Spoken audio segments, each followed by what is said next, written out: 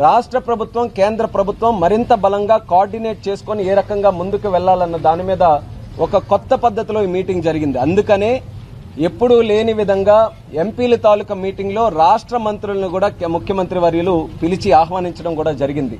మరి కొత్త పద్ధతి ఏంటంటే ఎంపీలందరికీ రాష్ట్రంలో ఉన్నటువంటి ఒక డిపార్ట్మెంట్ మినిస్ట్రీస్ పరంగా ఒక డిపార్ట్మెంట్, అలాగే కేంద్ర పరంగా ఉన్నటువంటి మినిస్ట్రీస్ ఒక డిపార్ట్మెంట్ అటాచ్ చేసి వాళ్ళిద్దరి మధ్యలో రాష్ట్రానికి కేంద్రానికి మధ్యలో వారధిగా ఎంపీలని ఈరోజు అదనంగా ఒక బాధ్యత ముఖ్యమంత్రి వర్యులు మాకు అప్పచెప్పడం జరిగింది.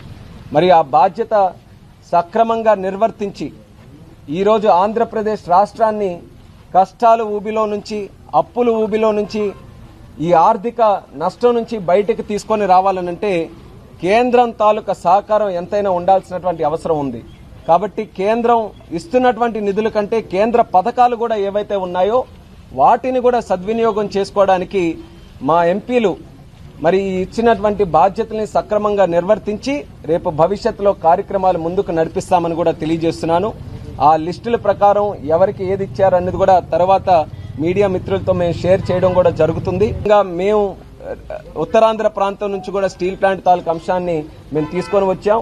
అది ఖచ్చితంగా ప్రైవేటైజేషన్ చేసే పరిస్థితి లేదని కూడా ఘంటాపదంగా మేము ఈ సందర్భంగా తెలియజేసుకుంటున్నాం. దానికి కావాల్సినటువంటి కోఆర్డినేషన్ అంతా కూడా మేము కేంద్ర ప్రభుత్వంతో చేస్తామని మరొకసారి ఈ సందర్భంగా తెలియజేస్తున్నాం. అంతేకాకుండా ఆ స్టీల్ ప్లాంట్ ని కూడా ఈ రోజు మళ్లీ రివైవ్ చేయడానికి ముందుకు నడిపించడానికి మన విజయనగరంలో మెగ్నీషియం తాలూకా మైన్స్ ఉన్నాయి గర్భంలో, అలాగే శాండ్ మైన్స్ కూడా అక్కడ ఉన్నాయి. అది స్టేట్ గవర్నమెంట్ కేటాయించాలి, రెన్యువల్ చేయాలి ఆ లీజెస్ కూడా, అవి కూడా మేము ప్రస్తావించాం. ఇమీడియట్ గా ఆ లైసెన్స్లన్నీ కూడా రెన్యువల్ చేయాలని చెప్పి ముఖ్యమంత్రి గారు కూడా ఆదేశించడం జరిగింది. కాబట్టి స్టీల్ ప్లాంట్ కి సంబంధించి ఎంత పట్టుదలతో కార్యక్రమాలు చేస్తున్నామని దానికి అది కూడా ఒక ఉదాహరణను కూడా తెలియజేసుకుంటున్నాం. అలాగే రైల్వే జోన్ తాలూకా ఇష్యూ, మరి 10 సంవత్సరాలుగా నేను చాలా కష్టపడ్డాను రైల్వే జోన్ గురించి. అది కూడా ఈరోజు ఒక ల్యాండ్ తాలూకా సమస్య వల్ల ఆగిపోయింది.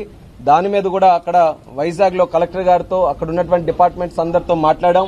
దీని మీద మరి పల్లా శ్రీని గారు, భరత్ గారు, అలాగే అక్కడ ఉన్నటువంటి ప్రజాప్రతినిధులు అందరూ కూడా తరచూ దీని మీద కూడా సంప్రదింపులు జరుపుతున్నారు.